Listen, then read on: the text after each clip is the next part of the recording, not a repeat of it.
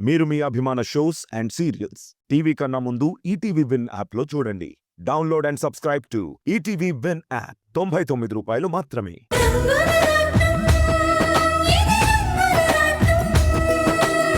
చాలా రోజుల తర్వాత తృప్తిగా భోంచేశానని అనిపించింది. మీ రాణి అక్కని గుర్తు చేసుకుంటే నాకు కూడా చాలా సంతోషంగానే ఉంటుంది. నిజంగా తను దేవత లాంటిది. నా కళ్ళు తెరిపించిన ఆ దేవతని నేను జీవితాంతం మర్చిపోలేను. ఏంటి శ్రీమతి, నన్ను ఎమోషనల్ అంటావు, ఇప్పుడు నువ్వు ఎంత ఎమోషనల్ అవుతున్నావేంటి? మనుషుల విలువ, మనసుల విలువ కూడా నేను మీ రాణి అక్క వల్లే తెలుసుకోగలిగాను. అవును, మీ అక్క బావ బిజినెస్ పని మీద వెళ్ళి చాలా రోజులైంది కదా, నీకేమైనా కాల్ చేసిందా? లేదు సుష్మా, అక్క గురించి నాకు బాగా తెలుసు. ఏదైనా పని మొదలుపెట్టింది అంటే సక్సెస్ని సాధించే వరకు నిద్రపోదు. మీ రాణి అక్క మనం ఎవ్వరం ఊహించనంత గొప్ప ఎత్తుకు ఎదుగుతుంది, గ్రేట్ అని పెంచుకుంటుంది. Yes, you are right.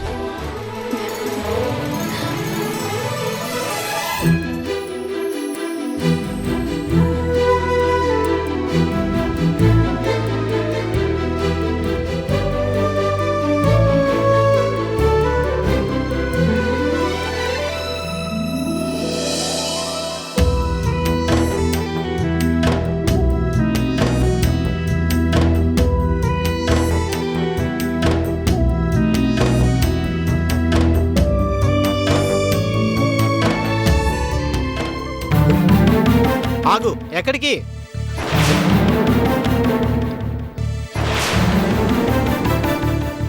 నేను హర్ష సార్ని కలవాలి. నువ్వు మా సార్ని కలవాలా? వెళ్ళమ్మా. అన్నా, నేను హర్ష సార్ క్వారీలో పనిచేస్తాను.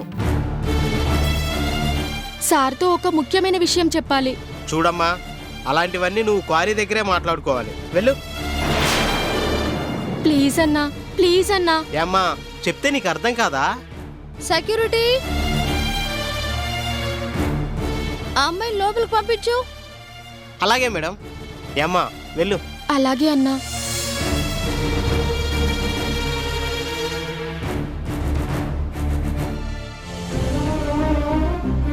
అమ్మగారు, దండాలండి. ఎవరు నువ్వు? నా పేరు మల్లి అండి. మీ క్వారీలోనే పనిచేస్తూ ఉంటాను. విన్నాను, విషయం చెప్పు. అమ్మగారు, హర్ష సార్ లేరా? లేరు, పని మీద బయటికి వెళ్లారు. క్వారీ దగ్గర ఏమైనా సమస్య? అవునమ్మగారు,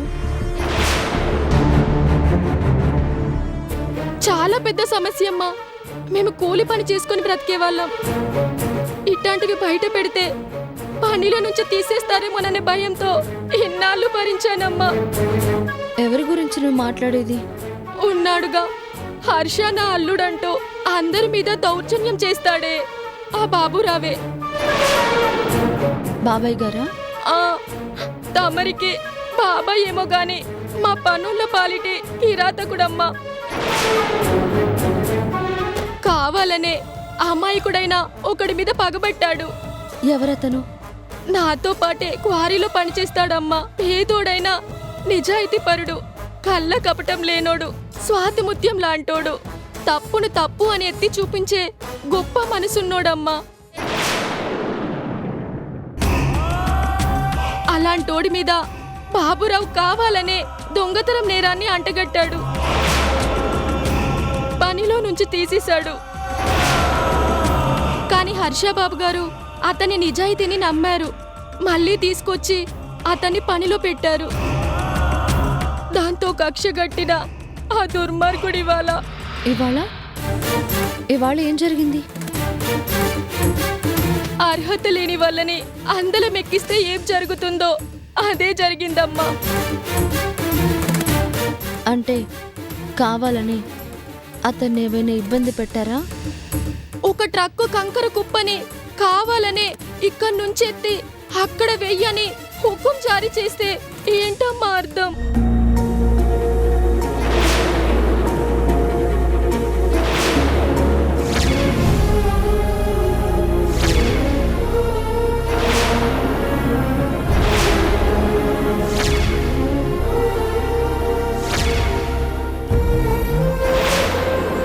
ఇది అన్యాయం, దారుణమని చేస్తానని నేను అడ్డుపడబోతే పనిలోంచి తీసేస్తాను జాగ్రత్త అని బెదిరించడాన్ని ఏమంటారమ్మా? మేం పనులమైనంత మాత్రాన మమ్మల్ని తొక్కేద్దామనుకుంటున్నాడా? మా గోడిని పట్టించుకునే వాళ్ళు ఎవరూ లేరనేగా. చా, ఇది డాడీ గురించి చెప్పి మొత్తం పెంట పెంట చేసేలా ఉందే. ఇదంతా క్వారీ దగ్గరే హర్ష సరికి చెప్పుకుందామంటే ఆ బాబురావు గోతికాడ నక్కలాగా బాబుగారి పక్కనే ఉంటాడమ్మా. అందుకే గుండె మండిపోతుంటే ఇలా మీ ఇంటి దాకా రావాల్సి వచ్చింది. అర్థమైంది. మౌనంగా ఉండాల్సినప్పుడు మాట్లాడడం ఎంత తప్పో, మాట్లాడాల్సి వచ్చినప్పుడు మౌనంగా ఉండడం అంతకన్నా పెద్ద తప్పు. ధైర్యంగా నువ్వు ఇక్కడికొచ్చి చాలా మంచి పని చేశావు. నీ మాటల్ని బట్టి ఆ శివ నిజాయితీపరుడు, మంచివాడు, అమాయకుడు అనిపిస్తోంది. మళ్ళీ నువ్వేమీ దిగులు పడద్దు.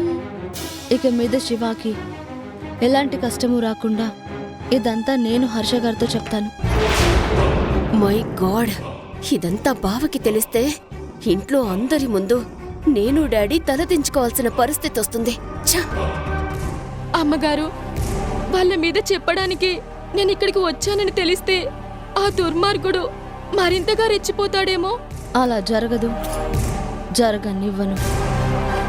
నీకు నేను మాటిస్తున్నాను. నువ్వు నిశ్చింతగా ఉండు. చాలమ్మా, ఈ ఒక్క మాట చాలు.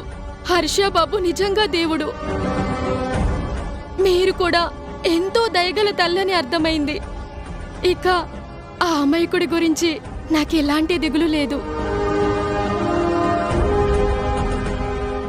ఏంటి, అతని మీద నువ్వు ఇంత అభిమానాన్ని చూపిస్తున్నావు అంటే అతన్ని నువ్వు ఇష్టపడుతున్నావా?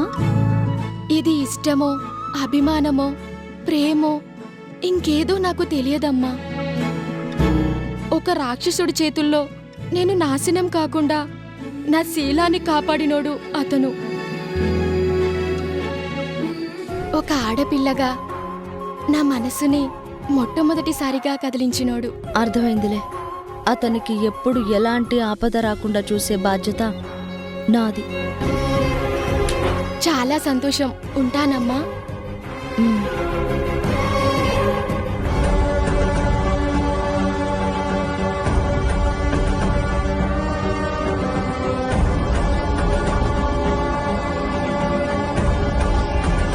మీ పాపం పండే టైం ఇన్నాళ్ళకి వచ్చింది. మళ్ళీ కొంప ముంచావు కదే.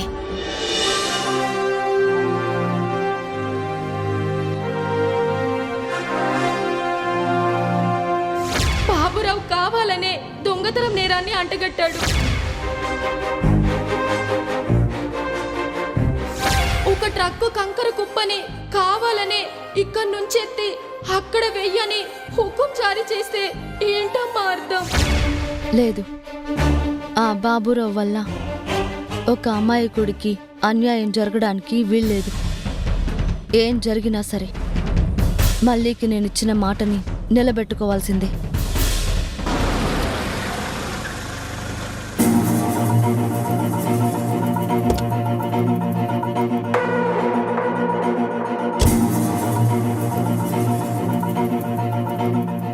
హర్ష గారు, ఇవాళ ఇంత లేట్ అయింది? కలెక్టర్ గారు పర్మిషన్ ఇచ్చారు కదా, క్వారీ ఎక్స్పాన్షన్ పనులన్నీ చూసుకునేసరికి ఇదిగో ఈ టైం అయింది. మీరు ఫ్రెష్ అయ్యారండి, భోజనం వడ్డిస్తాను. సరే, అమ్మ వాళ్ళు పడుకున్నారా? నాని కూడా మీకోసం ఎదురు చూసి ఇందాకే నిద్రపోయాడు. ఈ బిజినెస్ పనులతో వాణ్ణి చాలా మిస్ అవుతున్నాను. అనవసరంగా మిమ్మల్ని చాలా కష్టపెడుతున్నాను. హర్ష గారు, బాధ్యతలు భుజాల మీద ఉన్నప్పుడు తల మీద ఎంత బరువున్నా తేలికగానే అనిపిస్తుంది. ఇప్పటికే ఆలస్యమైంది, భోంచేదురు కానీ రండి. హ్మ్.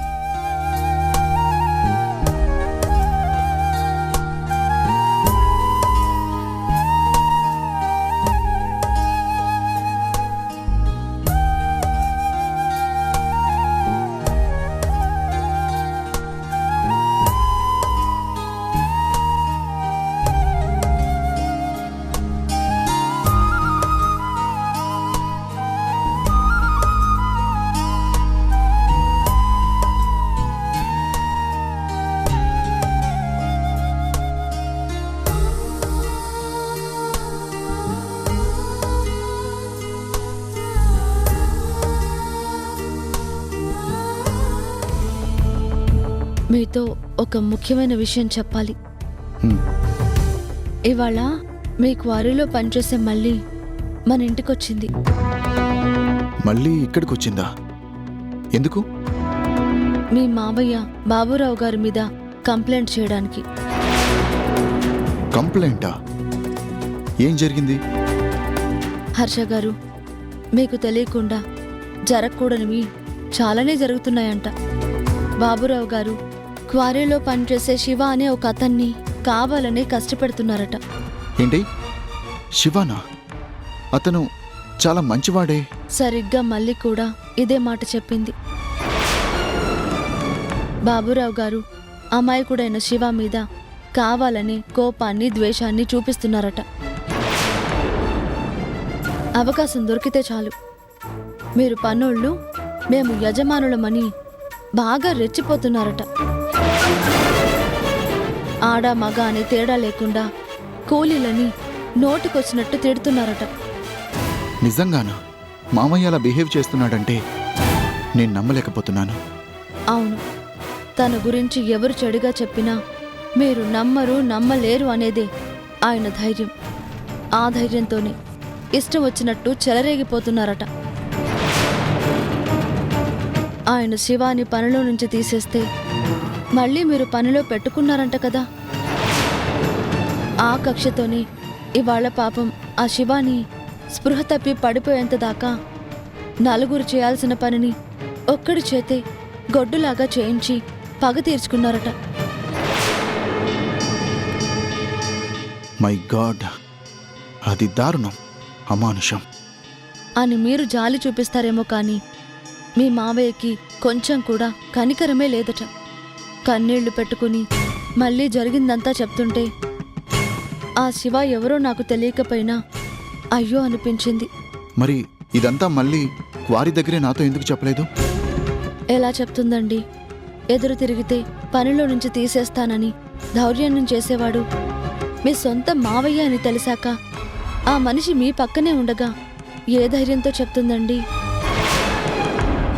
అందుకే తమ గోడుని మీతో చెప్పుకోవాలని ఈ ఇంటికొచ్చింది.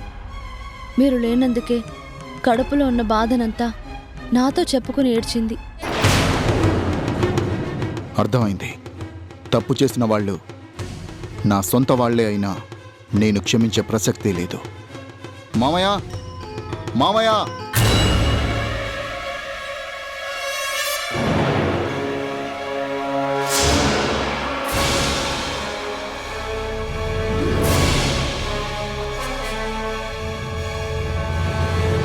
ఏంటి మామయ్య, నాకు తెలియకుండా క్వారీలో ఏం జరుగుతోంది?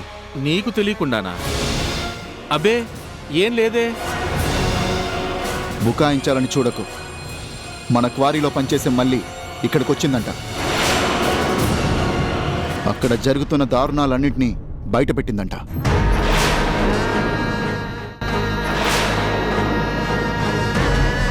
ఏ మాట్లాడవేంటి? ఏంటి బావా, ఎవరో పని పిల్ల కావాలని ఏదో వాగితే నువ్వు డాడీ నిలదీస్తావేంటి? నందిని, ఈ కుటుంబం పద్ధతుల గురించి, కట్టుబాట్ల గురించి నీకు తెలుసనే అనుకుంటాను. నా దృష్టిలో మంచి చెడు అనే తప్ప గొప్ప పేద అనే తేడానే ఉండదు. ఏం మామయ్య, అమాయకుడైన శివాని కావాలనే మీరెందుకు టార్గెట్ చేస్తున్నారు? అయ్యో అల్లుడు, నువ్వు అనుకుంటున్నట్టు ఆ శివ అమాయకుడేం కాదు.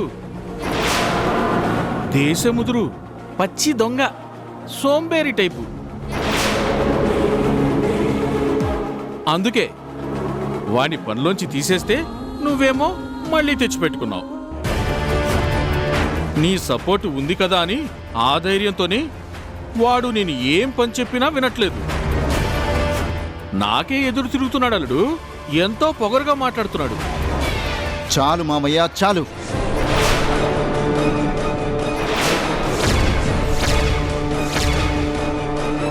ఆ శివ గురించి నీకన్నా నాకే బాగా తెలుసు. తను మంచివాడు మాత్రమే కాదు, ఎలాంటి స్వార్థమూ లేని మనిషి. శివ ఎంతటి నిజాయితీపరుడో నేను నా కళ్ళారా చూశాను. అలాంటి వాడి చేత నువ్వు గొడ్డు చాకరీ చేయిస్తావా? ఛ! అంటే అల్లుడు అది నో! పద్ధతి లేకుండా నడుచుకునే వాళ్ళు బంధువులైనా సరే నేను ఊరుకునే ప్రసక్తే లేదు.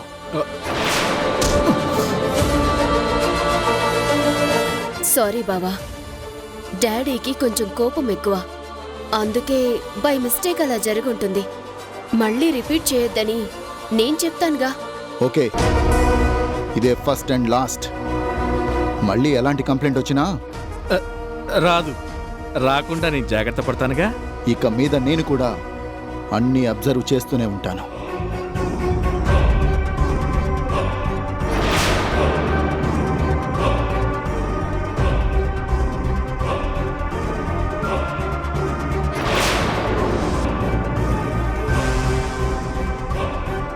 మాధవి, మళ్ళీ నీ దగ్గర మొత్తుకుంటే నువ్వు అదంతా వాడి చెవిలో ఊది నన్నే తలదించుకునేలా చేస్తావా? మా డాడీకే బావ చేత వార్నింగ్ ఇప్పించి ఏమీ తెలియనట్టు పోజ్ కొడుతున్నావా? కంప్లైంట్ వచ్చింది చెప్పాను. నిప్పు లేకుండా పొగ రాదు కదా.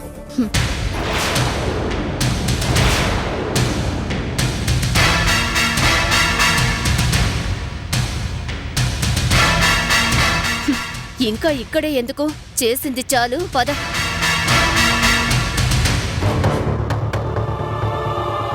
పరిస్థితి ఇంత దాకా రావడానికి కారణం మళ్ళీ ఈ బాబురావు తలుచుకుంటే ఏం జరుగుతుందో నీకు ముందు ముందు తెలుస్తుంది.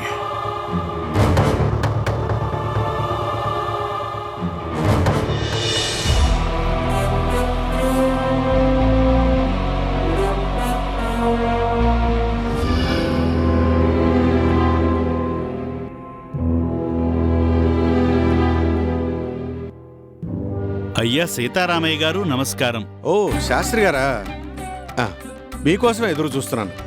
కూర్చోండి.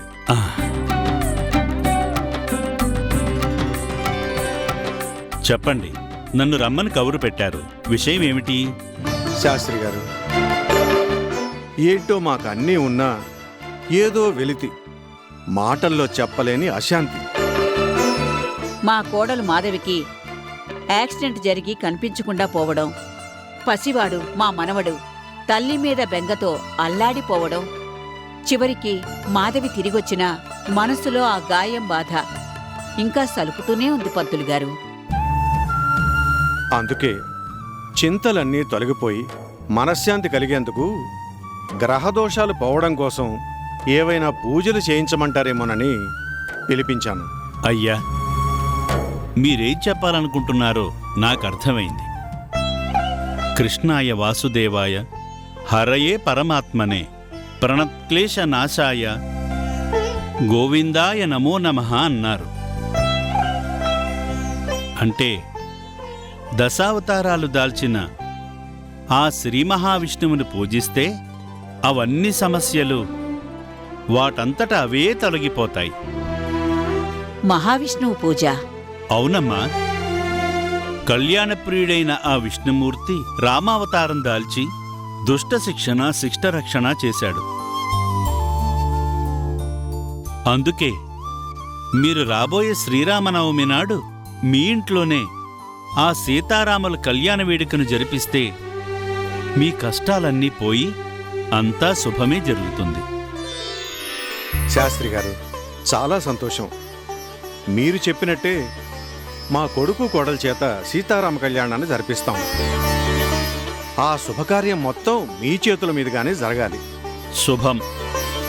ఆ భద్రాద్రి రామయ్యకి సీతమ్మ తల్లికి ఎన్నోసార్లు కళ్యాణం జరిపించిన అనుభవజ్ఞులైన పంతులు గారిని నాతో పాటు తీసుకువస్తాను. అంగరంగ వైభవంగా ఆగమశాస్త్ర ప్రకారమే ఆ అవతార పురుషుడి కళ్యాణాన్ని జరిపిద్దాం. అలాగేనండి. మా ఊళ్ళమ్మా, తాంబూలాలు తీసుకురా. శాస్త్రి గారు, ఎలాంటి లోటు లేకుండా అన్ని పద్ధతి ప్రకారమే కానివ్వండి.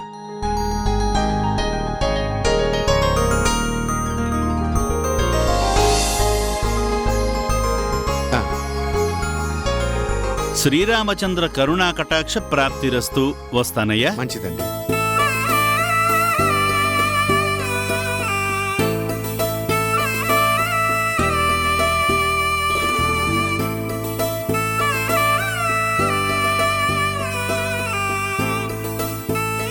పార్వతి, కోడలికి ఈ విషయం చెప్తే ఎంతగా సంతోషిస్తుందో.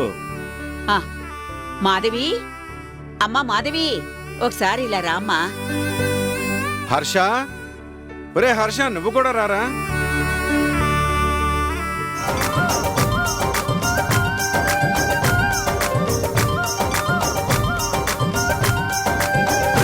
ఏంటి నాన్న? అత్తయ్య గారు ఏంటి? ఎందుకు పిలిచారు చెప్పండి నాన్న. ఒరే హర్ష, నువ్వు మీ ఆవిడ అలా పక్కపక్కనే నిలబడండి. ఎందుకమ్మా? అబ్బా, ముందు చెప్పినట్టు చేయండిరా.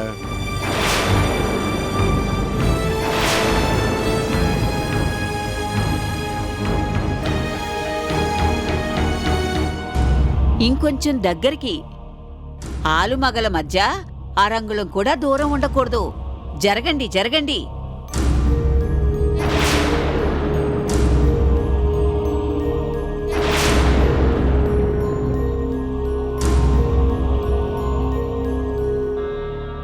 ఆహా, చూడ ముచ్చటగా ఉన్నారా. రాబోయే శ్రీరామనవమికి మీరిద్దరూ ఇలాగే జంటగా పీటల మీద కూర్చుని ఆ సీతారాముల కళ్యాణాన్ని జరిపించాలి.